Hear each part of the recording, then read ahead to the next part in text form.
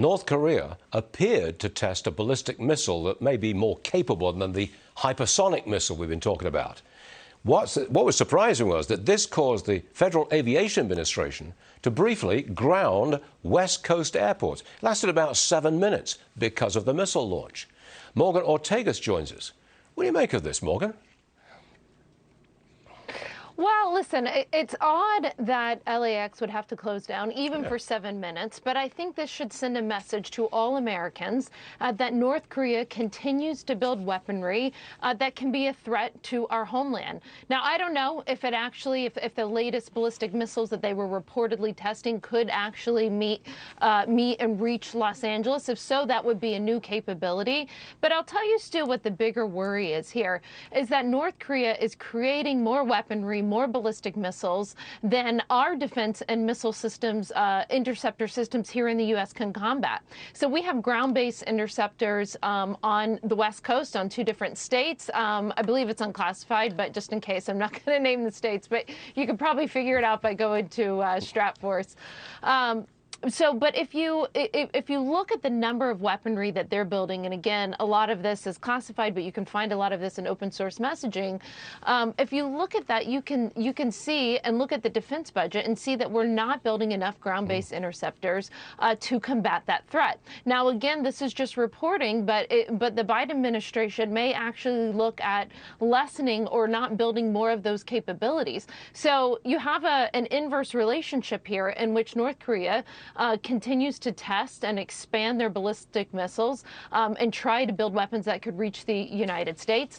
And you have the United States basically ignoring this when it comes to our defense priority spending and not building enough ground-based interceptors to stop what North Korea may be building. So it's something we have to watch. I'm the bad news bear with you always, Stu. No, it's not the case. But it seems to me that North Korea is doing this, launching these missiles at the bidding of China. Yes. If China didn't want them to do it, they wouldn't do it, would they?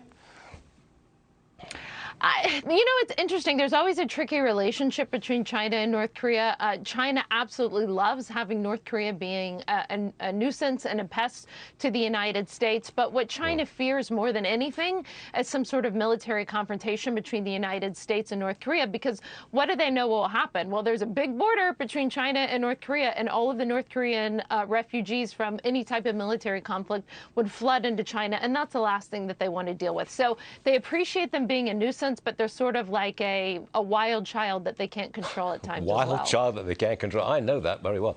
I'm thinking of my toddler right now. Yeah, I know what you mean. Now, what's the significance of Iran announcing sanctions against 52 Americans over the killing of Qasem Soleimani 2 years ago? What's the significance? Thank you so much for bringing this up, because this is not getting enough attention from the mainstream media, Stu.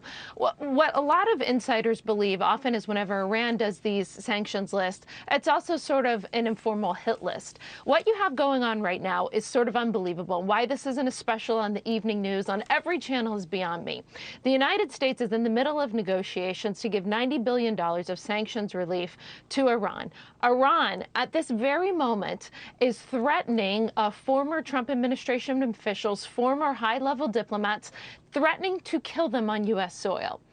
We all know this because I am very friendly with many of these people who still require protection from the diplomatic service, from the State Department, from the Secret Service.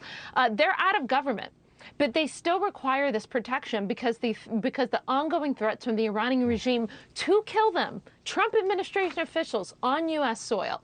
Now, finally, after weeks of many of us protesting about this, Jake Sullivan, the national security advisor, alluded to this, spoke out about it. We haven't heard from Blinken yet, but this is incredibly important. It should be we headlines. Can't be so partisan in this country. Yeah. We can't be so partisan in this country that regimes threaten to kill officials from the last administration, and the current administration goes, oh, well. And the news media cannot ignore that kind of threat. Morgan, I'm terribly sorry I'm out of time, but I'm glad we were able to bring this one out because it's important. Thank you, Stu. Morgan Ortagus, very you. important stuff.